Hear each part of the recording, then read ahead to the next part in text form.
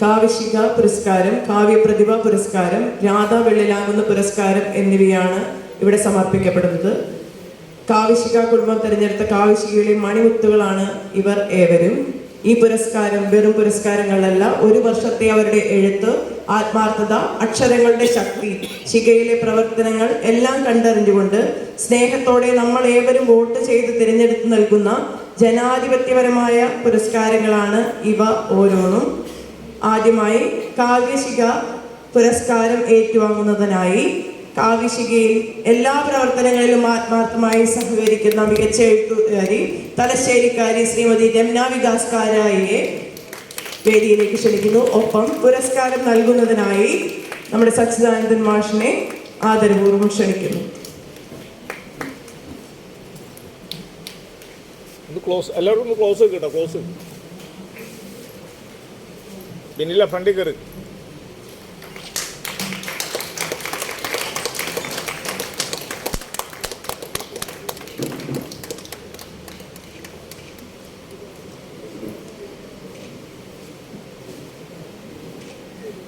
നന്ദി രമ്ന.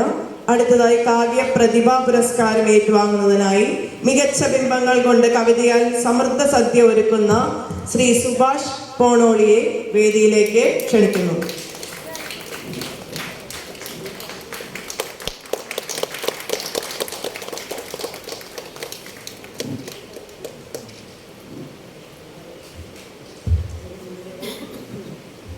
അടുത്തതായി നടക്കുന്നത് രാധാ വെള്ളിലാകുന്ന പുരസ്കാര സമർപ്പണമാണ്.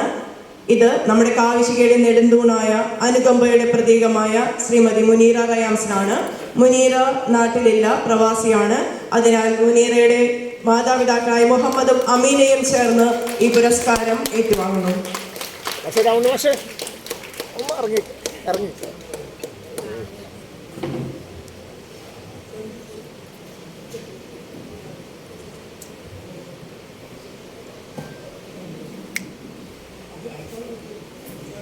അടുത്തതായി പുരസ്കാര സമർപ്പണം പ്രത്യേക ആദരവാണ് നൽകുന്നത്.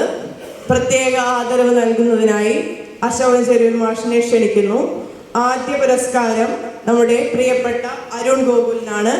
ആധാറിന്റെ ഭാഗ്യ ചിഹ്നം തിരഞ്ഞെടുക്കപ്പെട്ടത് അഖിലേന്ത്യാ ഓൺലൈൻ മത്സരത്തിൽ 875 പേർ പങ്കെടുത്തതിൽ ഒന്നാമനായി എത്തിച്ചേർന്നത് നമ്മുടെ ശ്യാമള ഉണ്ണികൃഷ്ണൻ എന്ന അംഗത്തിന്റെ മകനായ അരുൺ ഗോകുലിനാണ്. അദ്ദേഹം രൂപകൽപ്പന ചെയ്യപ്പെട്ട ഉദയ് എന്ന ഭാഗ്യചിഹ്നമാണ് ഈ പുരസ്കാരത്തിന് അർഹത നേടിയത്. അരുൺ ഗോകുലിന് പ്രത്യേകം ആശംസകൾ അർപ്പിക്കുന്നു.